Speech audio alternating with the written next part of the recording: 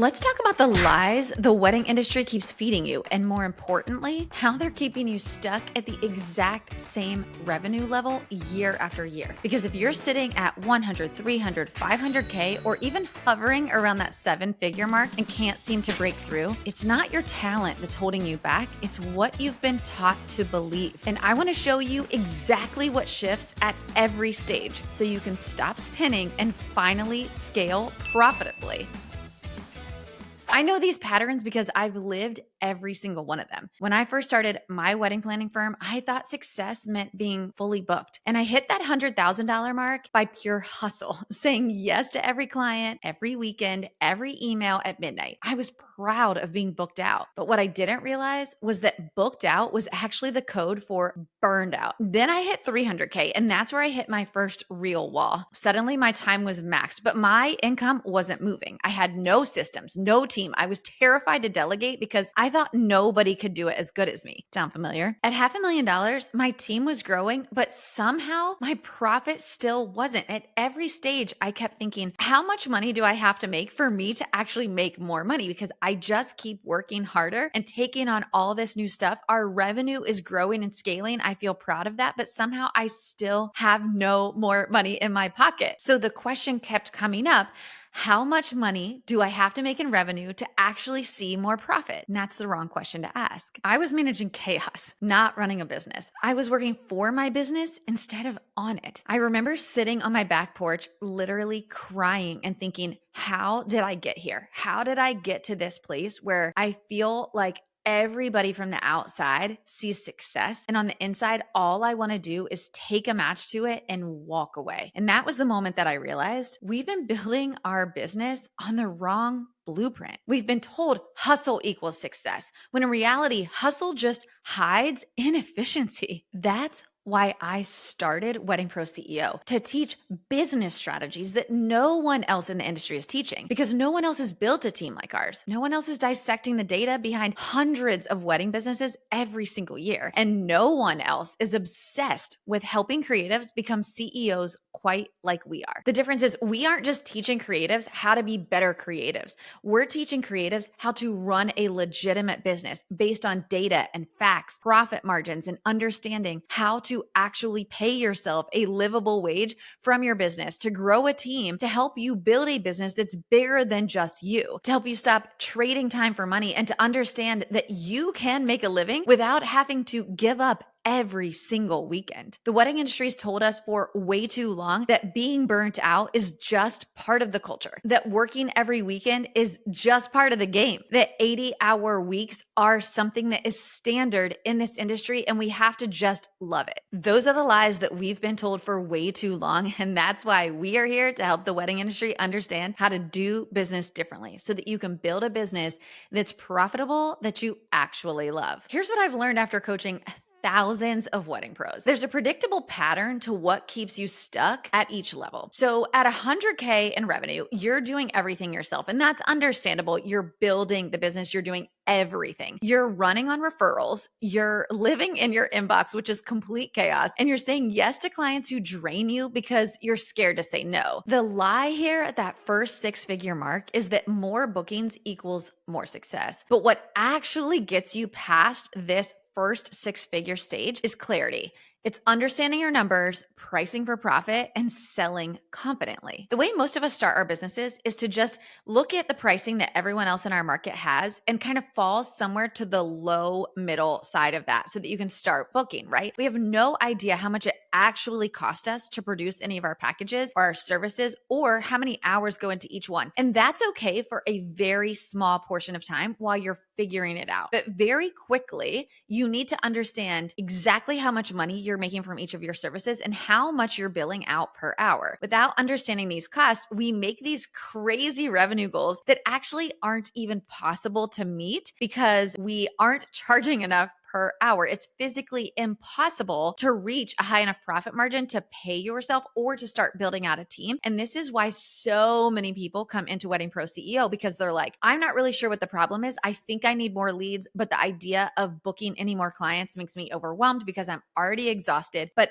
if I don't take on more, I can't make more money. And the reality is they just don't understand profit margin. And this is what keeps you on the hamster wheel right there at that first $100,000 of running as hard as you possibly can and yet still not making enough money. I think about one of our students, a DJ, who was right here. He was stuck at 100K, fully booked, looked so successful from the outside, but he had no weekends off and could barely pay himself, and came to us and said, I don't even know how I could possibly start building out a team because I already have so many bookings. I turn bookings away, but I can't even pay myself. So how would I start to pay other people to work for me? Once we started working through his services and understood that his profit margin was off, his sales looked amazing, right? Of course they did, because he was underpriced for his market. So he was getting tons of bookings, but he wasn't making enough money to actually send profitability flowing through to the business to cover salary for him and to start building out that team. Once we fixed his pricing and he learned how to price for margin, for profit, and not just for sales, his profit doubled and he didn't even add a single event. The thing to remember at this stage of business is that revenue is a vanity metric. Revenue is fun and exciting, and you want to get to that first 100K. It's like you just want to see those six figures on that P&L. And I have been there. I totally get it. I understand this, but revenue is a vanity metric. What we really want to be measuring here is profit. Remember, revenue is vanity, profit is sanity, and profit is what keeps you sane and keeps your business open and growing. If you're feeling like the economy is causing you to constantly get ghosted and need to consistently drop your prices just to get bookings, I have some news for you. It's not the economy, it's your sales strategy, and I'm here to help you fix it. I created a brand new free training where I'm going to share the exact strategy I use and I teach to thousands of wedding pros who have been able to double their wedding bookings in less than 30 days using this strategy. It's called the Assume Method, and if you're not using it, you're leaving thousands of dollars on the table. Whether you're new, struggling, or ready to hit your next six figures, this training will change the game for your business. 300K is this next benchmark that we see so often in the wedding industry where we hit that next brick wall. At this 300K mark, this is when you have lots of team members, but most of the time, you're still very much a bottleneck in your business. You've got help, but you're afraid to let go. And the lie here is that leadership means control. So at this stage of business, the lie that you're telling yourself is leadership means control. You still have to control everything. When in reality, when you learn to delegate outcomes and not just tasks, everything changes. The lie here at this stage of business is that leadership means control. At this stage of business, you have lots and lots of help, but you still have your hands in literally every pot. And I remember describing this stage of business for myself, and I would say, I feel like I have lots of people to do the things, but none of those things can get done without me having to either put my hands in the task or make a decision based on that task. So I actually felt like I had created more work for myself at this stage of business because I was like, now I have so much more going on. I have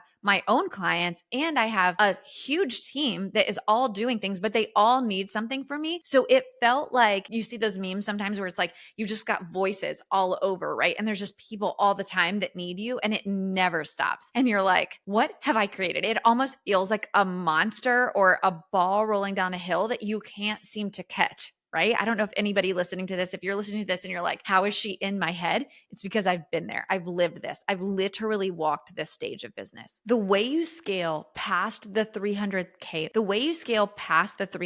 mark is to learn to delegate outcomes, not just tasks. This is when everything changes. I can very vividly think of a planner that we work with inside of Wedding Pro CEO who came to us where she was done. She was at this stage of business. She literally came as a last ditch effort. She was like, if this doesn't work, I'm out. Like, I can't do this anymore. I don't sleep. All I think about is business, and there's never enough money left over. And the hardest part of this stage of business is asking for help because you are typically the market leader in your area. You are typically one of the top people that everybody's looking to, being like, how's she doing it? How's he doing it? How are they killing it? They have this huge team. They have all this business, but on the inside, it's literal nut house. It's crazy. And she came to us in that exact position. And I just looked at her and I said, I promise you, I know what you're feeling. I promise you, I know what this is. And I know exactly what we need to do to get you to that next step. What she was missing from her team was understanding how to remove herself completely from certain areas of the business. Instead, what she was doing was she was delegating tasks. And we all do that. It's something that is so common. And so what we did was we restructured the team she already had. Her fix was so simple because she had this incredible team. She just wasn't letting them run with their position. So what we did was we pulled out the best qualities of each of her team members and we literally trained them to give them a whole section of the business. So we had somebody that stepped into the operations and they started taking over training assistants, hiring assistants, putting together trainings for the lead planners on her team. We put somebody that was in charge of marketing on her team, completely in charge of marketing. She had the vision, she had the strategy. We taught this person exactly what we wanted the outcome of the marketing to be and let them run with it. And then we put someone in charge of sales. And this one was probably the most difficult. And it is for most business owners to give up. It's actually the last one I also encourage you to give up is sales, but it was time in her business for her to give up sales. And so we put someone on her team who was so excited about the possibility of sales. We trained her. We helped her understand exactly how to close in the call using our assume method. And you guys, can I tell you that she increased her revenue that year by $140,000 and she herself was working a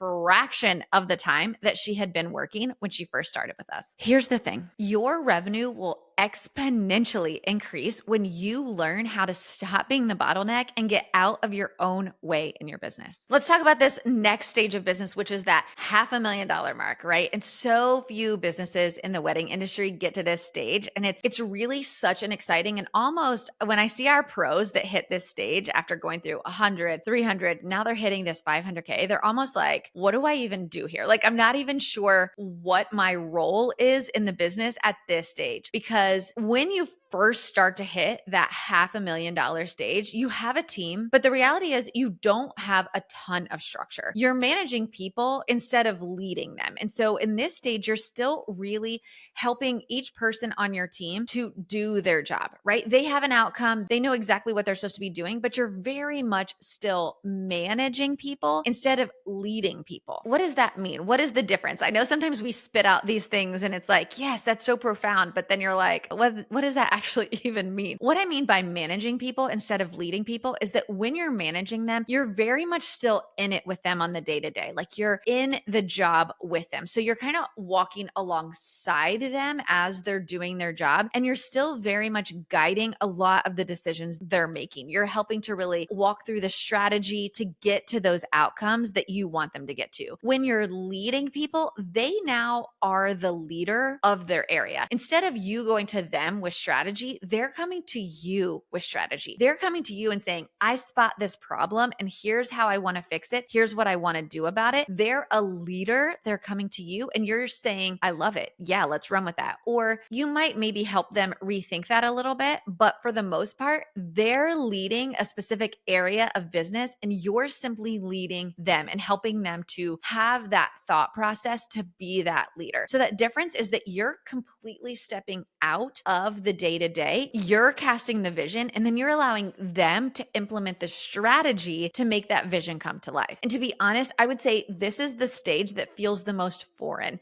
because you've just been in it for so long. It almost feels sometimes like you're like, I feel guilty. I very vividly remember using that word specifically with my team because I wanted them to understand as I started removing myself more and more from the day-to-day operations, I wanted them to understand guilt is something that I am feeling because they're the ones that are working every Saturday. They're the ones that are in it. They're the ones that are dealing with client issues. They're the ones that are out there doing the networking where I'm not necessarily. And so what I had to really understand, and this was probably my biggest hurdle in business so far, is that if I was out every Saturday, or if I was at every networking event, or if I was the one who was still just in the day-to-day constantly, I wasn't able to see the path forward. And I think about that a little bit like you're in a forest, right? And it's like, yeah, if you're the one hiking through the forest, you can only see so much in front of you, right? But if I'm looking at it either from a helicopter or from like a drone shot up above, and I can see the entire path forward, I'm able to tell my team, here's where we're going. I know what the end looks like. This is what we're looking to do. Like, here's the journey 3 years from now. And so my job is to literally get out of the day-to-day enough to be able to see the path forward, to cast the vision and to cast that vision to my team. And then their job is to then lead the doers and help them to see the strategy to get there. I think about it also like a baseball coach. I know I'm giving a lot of analogies. You're sitting here, if you're at like 450, just hitting that $500,000 in revenue this year, or even you just crossed it and you're like, I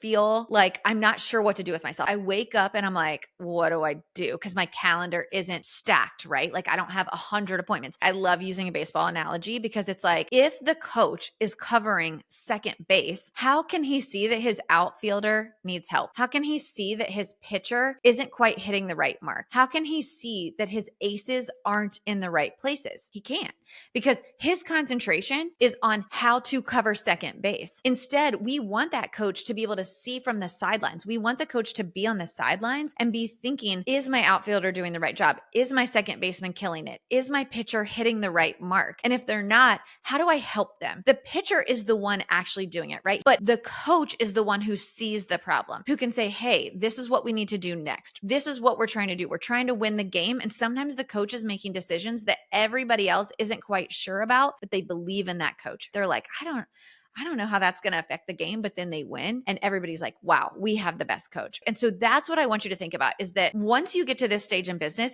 you have to become the coach and not the player. Because if you're still in the game, if you're still in the day-to-day, you can only see so much. You can only see the path forward a little bit. What we want to do is we want to get you out of the day-to-day. We want your team to understand they want you there. When we really started growing past this stage, my team, they would almost protect me. They would be like, we don't want you on a wedding on a Saturday because we don't want you to have a wedding hangover on Monday. And we want you to be like out there doing what we need to do to press the business forward. And that's what we want. The lie at this stage of business is that being busy means you're growing. It doesn't. If you as the CEO are still having a stacked calendar, if you still have tons of weddings, if you still wake up every day and you've got so much work on your plate, you're going to start moving backwards very, very quickly. Without systems, without data, without leadership development, you're only scaling chaos. And trust me, it will not last. This is where having a leadership coach inside of Wedding Pro CEO like Susan Sutherland is such an incredible win for Wedding Pro CEO. Susan Sutherland is our newest addition to our coaching team inside of Wedding Pro CEO. And when I tell you, she is like a true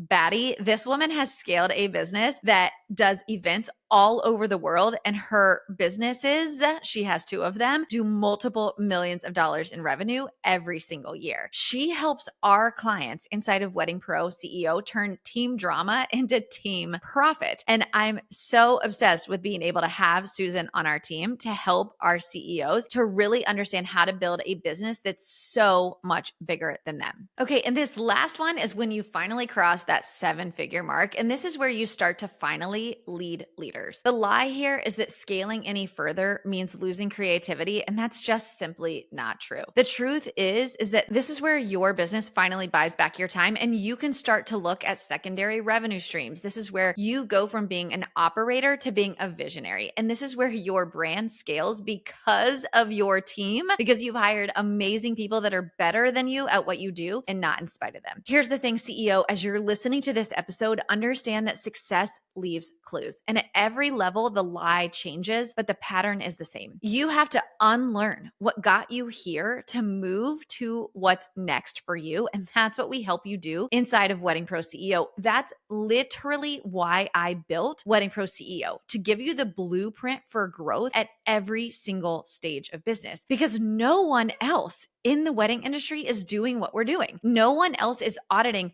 literally hundreds of businesses and analyzing the patterns and coaching pros like you to scale with real data. We don't just help you build your business because we show you what we did in our business, or we say, oh, this worked for me, so it should work for you. No, our company literally audits hundreds of wedding businesses every single year. And we use the patterns, we analyze the data, we know exactly what happens at every single stage. And we've created the strategy to get you past each of those stages confidently so that you can scale quickly and avoid the road bumps that so many of us had to go through to get here. So if you're ready to stop believing the lies that are keeping you stuck and stop letting the wedding industry dictate the way that you run your business, start running your business like a real business that pays you a livable wage, I want you to book a free gap assessment with my team. One of our business consultants will walk you through your numbers. They're going to pinpoint your biggest bottleneck in your business at the stage that you are now. And they're going to show you the next step to break through your current level without burning out, because hustle isn't the goal. It's not the goal. Freedom is. And that's exactly what we help you build inside of Wedding Pro CEO. Here's the thing. I want you to click the link in the description below. If you're listening to this episode and you're like, literally, she's in my head. I don't know how she does it, but she's hearing my thoughts that are happening at night at 3 a.m. This is exactly what's keeping me up at night. I get it.